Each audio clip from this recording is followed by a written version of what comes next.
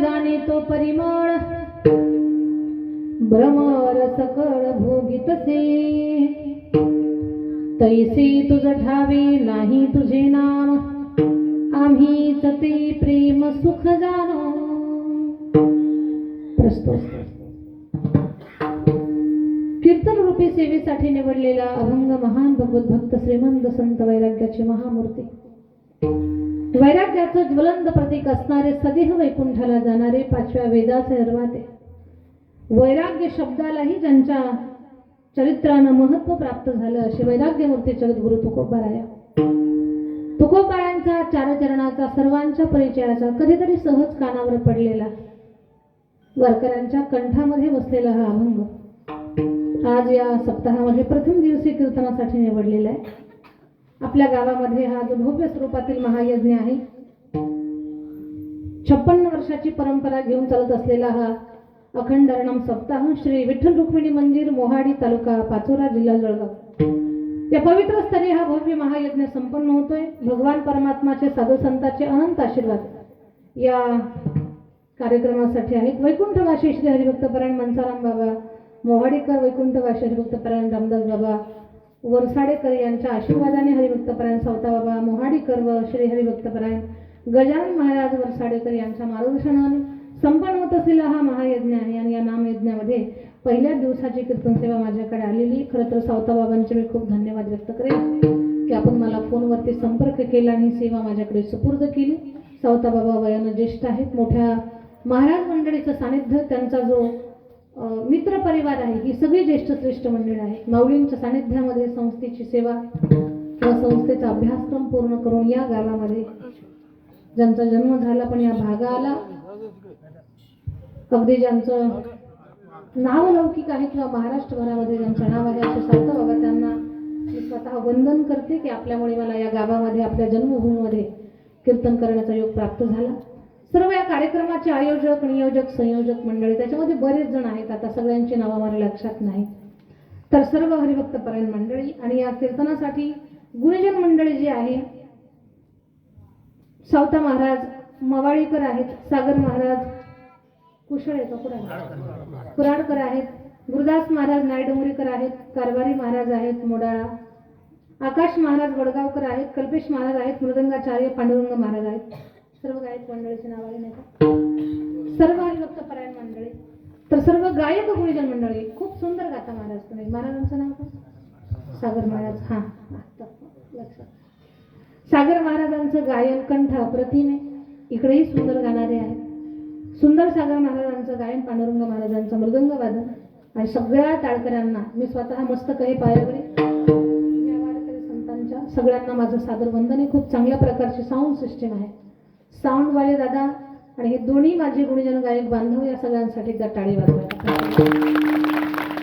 माझी विद्यार्थी भक्तिताई आहे, तिचा सुद्धा खूप कोगळ्यासारखा बारीक सुंदर नाजूक आवाज आहे.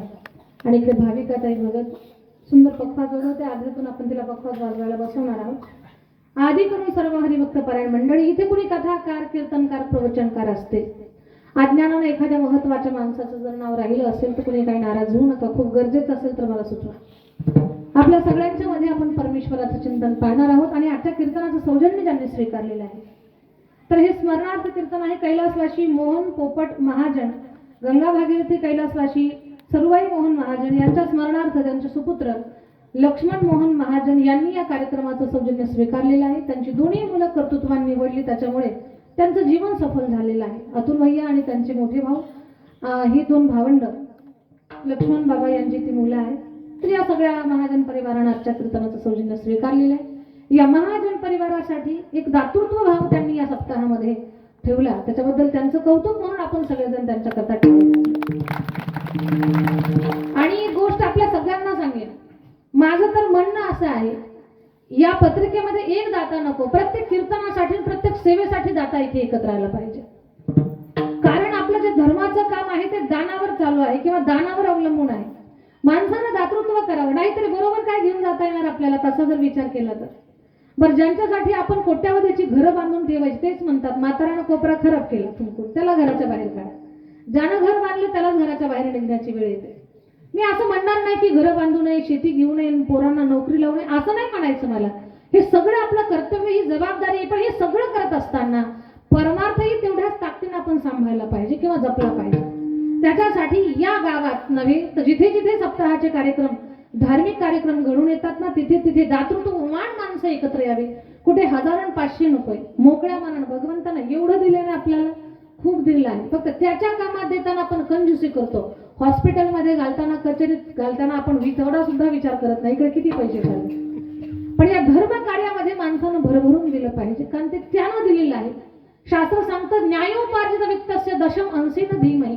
भगवान परमात्म्याने जे काही धन आपल्याला दिलेलं आहे वर्षाकाठी, त्या धनाचा 10% भाग आपण धर्म कार्यामध्ये खर्च केला पाहिजे.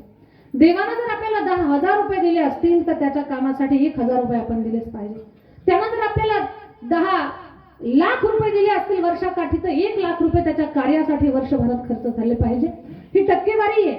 आणि या टक्केवारीत जर आपण काटछाट केली, कमीच पैसे धर्म कार्यासाठी खर्च केले तर सत्य सांगते मी तुम्हाला, कशी जातील सांगता येत नाही. एक तर डॉक्टरच्या खिशात जातील, नाही तर पोलिसांच्या घशात जातील, नाही तर आग तरी त्याला गिळून घेईल, तर चोर तरी चोरून घेईल. हे सत्य आहे आणि हे मान्यच करावं लागेल आपल्याला. पण धर्माच्या कामामध्ये आपण मोकळ्या मनानं, पवित्र मनानं, पवित्र अंतकरणानं, सढळ हातानं सहभागी झालं पाहिजे. हा आदर्श या महाजन परिवाराकडनं आपण घ्यावा. कौतुक करावं तेवढं प्रत्येकाचं कमी आहे. आपल्या गावामध्ये खूप चांगली लोक आहेत. एक गोष्ट मी तुम्हाला दातृत्वावर सांगते, कारण माझी अपेक्षा आहे. मला त्यांनी कीर्तनासाठी बोलावलं किंवा कीर्तनाचं सौजन्य महाजन परिवाराने घेतलं म्हणून मला त्यांचं कौतुक करायचं नाही. तर माझ्या कौतुकाचा उद्देश एक लक्षात घ्या. आज हा महाजन परिवार जर कीर्तन सौजन्य घेण्यासाठी पुढे आला असेल तर गावात आणखी भगवान परमात्म्यानं खूप दिलेली अशी खूप चांगली माणसं आहेत आपल्या गावामध्ये.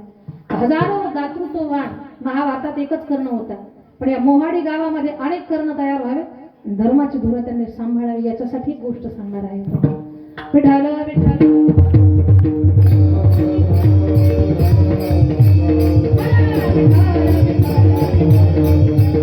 छोटासा दृष्टांत सांगते ना आपल्या कीर्तनाकडे वळते. बोलणं माझं कान देऊ नाही का. एका गावामध्ये खूप महान साधू आले बाबा, खूप महान. एवढे तपस्वी साधू होते ते. त्यांना पाहिलं की गाव त्यांच्या समोर लोटांगण घालायचं. पण महात्मे स्वतःच्या आनंदात, स्वतःच्या मस्तीमध्ये, स्वतःच्या छंदामध्ये. मन लागा मेरा यार फकीरी में, मन लागा मेरा यार फकीरी में, मन लागा मेरा यार फकीरी में, मन लागा मेरा यार फकीरी में। जो सुख पाया राम भजन में, ओ सुख नहीं अमीरी में, मन लागा मेरा यार फकीरी में, मन लागा मेरा यार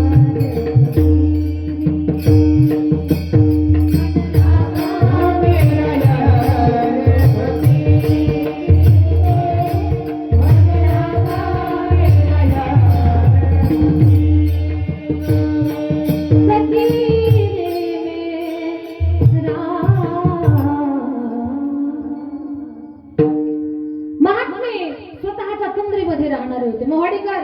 ऐका, ते महात्मे आपल्या घराला यावे ही प्रत्येकाची इच्छा असायची. बाबा म्हटले मी सगळ्यांच्या घरी येतो पण माझ्या प्रश्नाची उत्तरं द्या. प्रश्न 2च असतील आणि उत्तरं खरी खरी द्यावी लागतील. साधू एवढे तयारीचे होते की कुणाचीच हिंमत नाही त्यांच्या समोर खोटं बोलण्याची. लोकांनी लाईन लावली, महाराजांनी प्रश्न विचारले. प्रश्न एवढे साधे होते पण त्या साध्या प्रश्नाचं उत्तर माणसं कधीच सरळ देणार नाहीत असे प्रश्न होते. महाराजांनी प्रश्न केला पहिला, आणि माझा प्रश्न आहे पहिल्या व्यक्तीला, तुमचं वय किती आणि तुमच्याकडे संपत्ती किती? माणूस नेमका या 2च गोष्टी लपवतो.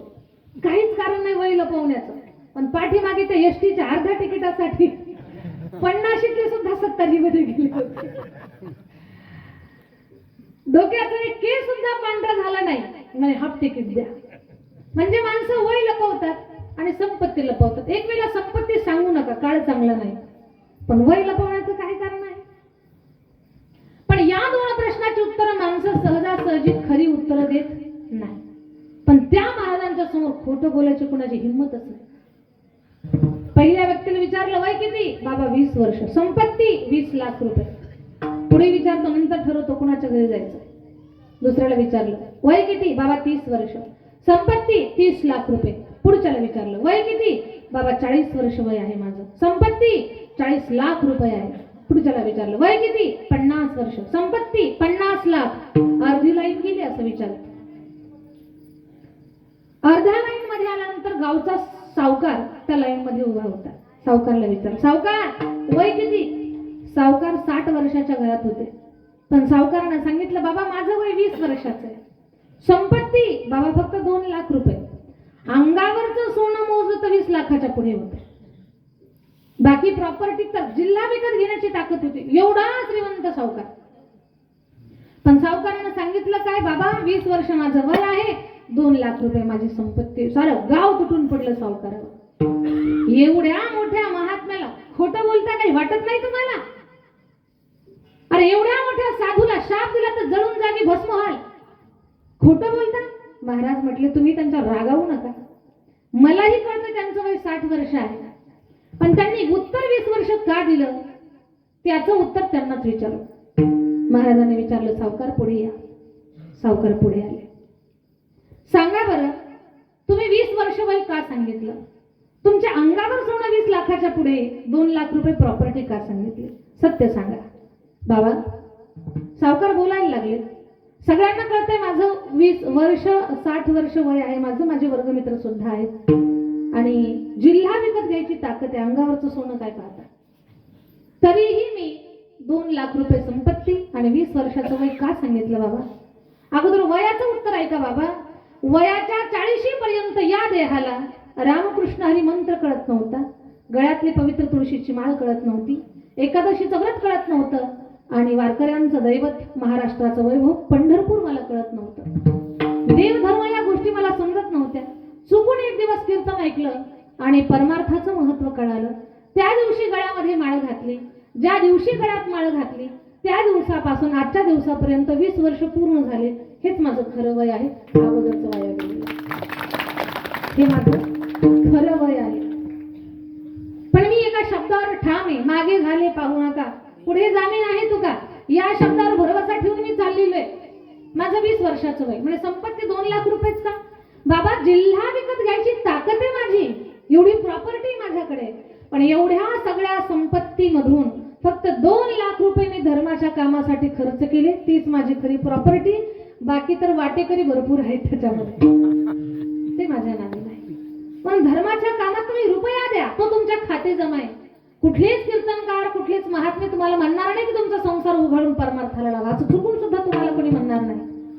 पण संत महात्मे सांगतात बाबांनो जोडोनी याना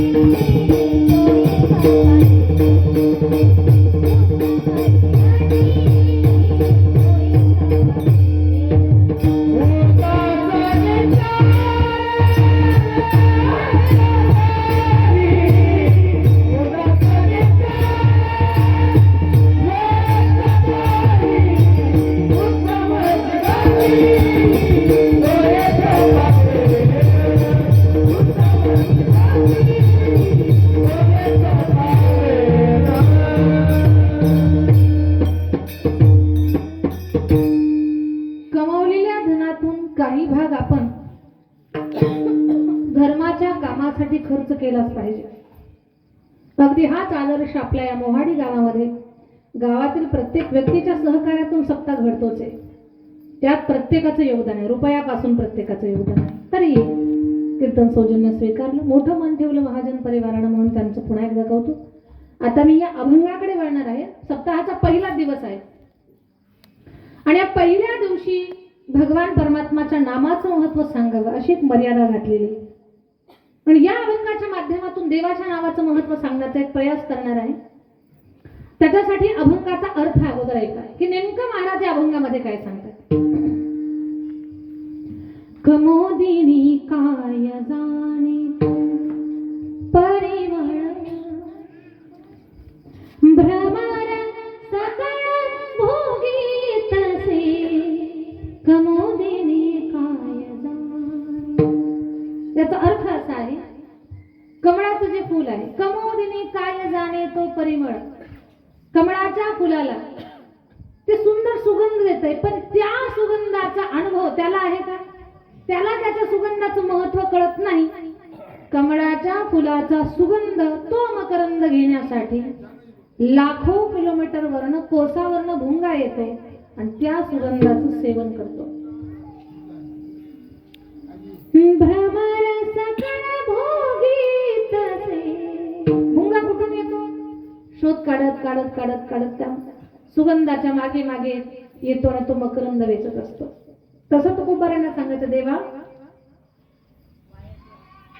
तैसे तुझ ठावे नाही तुझे नाम, तैसे तुझ ठावे नाही तुझे नाम. देवा तसंच तुझ्या नावाचं महत्व ही तुला कळत नाही.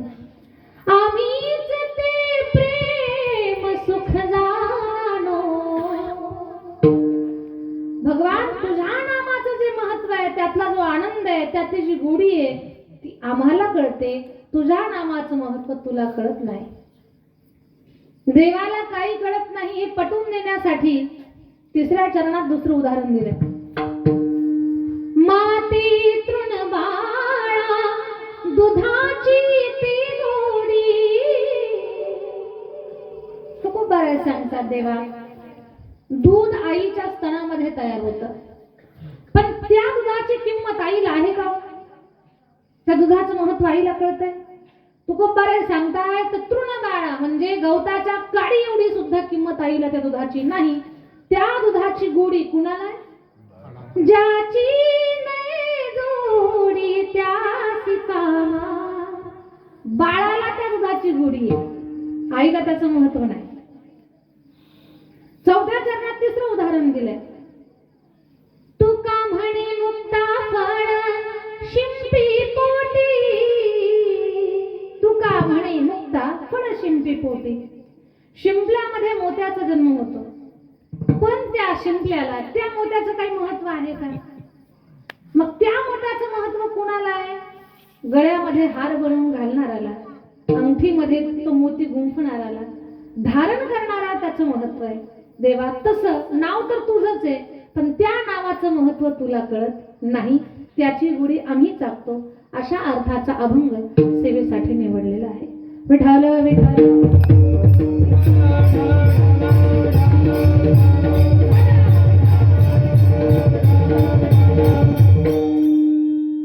या एकंदर अभंगावर जर आपण विचार केला तर या अभंगामध्ये तुकोबार एक धाडस करतात.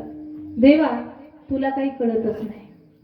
आता मला सांगा, ज्यानं हे जग निर्माण केलंय, ज्याच्या सत्तेने आपण श्वास घेतोय, तुझी सत्तेने वेदाची बोलाने, तुझ्या सत्तेने वेदाची बोलाने, तुझ्या सत्तेने वेदाची बोलाने,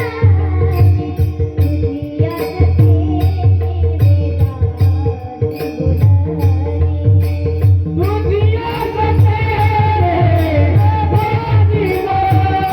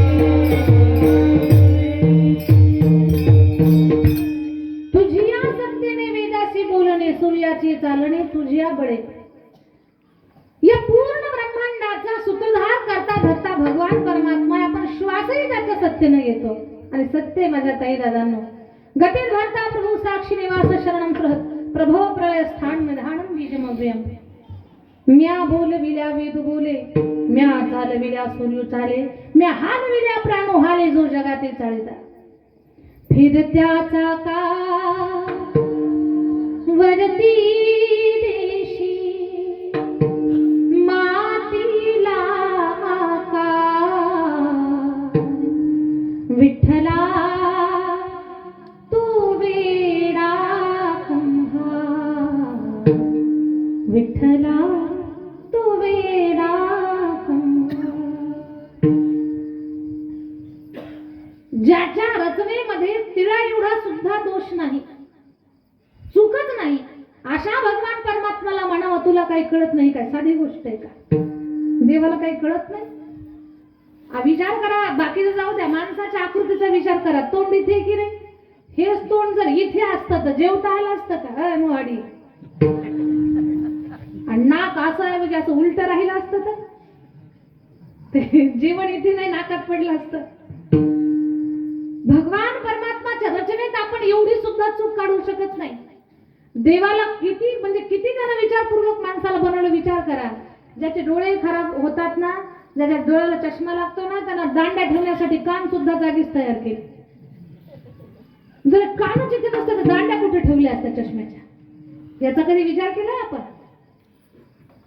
भगवान परमात्माच्या रचनेमध्ये आपण बदल करू शकत नाही एक खूप शिकलेला बहादर माणसाला शिक्षण घ्यावं उच्च गुरु व्हावं उच्च विद्या विभूषित व्हावं पण शिक्षणासोबत आपल्या संस्कारालाही जपावं बरं का आपल्या परंपरा जपाव्या तर खूप शिकलेल्या लोकांना देव मान्य होत नाही कारण पैसा येतो म्हणजे पैसा मिळतो समाजामध्ये मानपान प्राप्त होतो मग त्यांना अहंकार निर्माण होतो की कसला देव कसलं काय आम्ही आमच्या बुद्धीच्या कर्तृत्वाच्या बळावर हे मिळवलंय तसं नाही दादा देवाचा आशीर्वाद असल्याशिवाय त्यानं प्रारब्ध लिहून पाठवले आपल्याला म्हणून या सगळ्या सुखसुविधा प्राप्त झालेल्या आहेत माझ्या बोलण्याकडे लक्ष द्या माझ्या बोलण्याकडे थोडंसं काळजीपूर्वक ऐका भगवान परमात्मा त्यानं जे काही आपल्या जीवनामध्ये अनुकूलता असेल ती त्यानं दिलेली आहे मग तोच नाही हे बोलणं चुकीचं आहे माणसाकडे खूप काही आलं की माणूस देवाला विसरून जातो पण अशी चूक अजिबात करायची नाही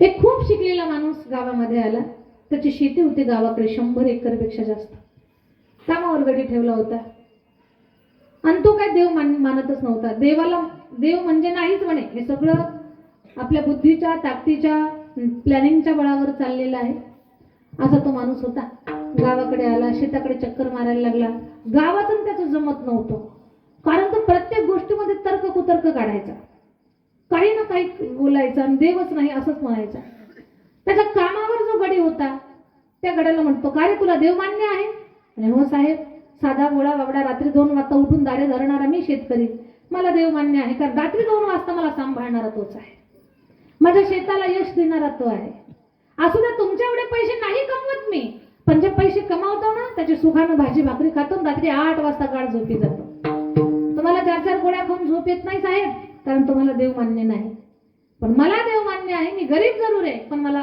देव मान्य आहे पण त्याचं त्या मालकाचं काही जमना तेवढ्यामध्ये शेतात चक्कर मारताना त्या गृहस्थानं पाहिलं अशी वेल होती छोटी त्याला मोठे मोठे टरबूज लागलेले होते त्या साहेबांनी विचारलं काय म्हणतात त्याला म्हणाला टरबूज म्हणतात म्हणजे एवढी छोटी वेल एवढं मोठं टरबूज आणि बांधावर एक झाड होतं कवठाचं म्हणजे ह्याला काय म्हणतात साहेब याला कवठ म्हणतात हे कवठाचं झाड आहे म्हणजे एवढं मोठं झाड आणि त्याला एवढी छोटी छोटी कवठ हेच कळत नाही बघ तुझ्या देवाला काहीच कळत नाही एवढी छोटीशी वेल त्याला एवढं मोठं टरबूज एवढं मोठं झाड त्याला छोटी छोटी कवठ काही कळतंय का तुझ्या देवाला मोठ्या झाडाला मोठं फळ शोभलं पाहिजे की नाही देवाबद्दल थोडीशी बडबड केली निंदा केली आणि त्याच कवठाच्या झाडाखाली तो माणूस असा विचार करत पडला डोळे तो उघडेच होते देवाला तोंडामध्ये बडबड करत होता काही कळत नाही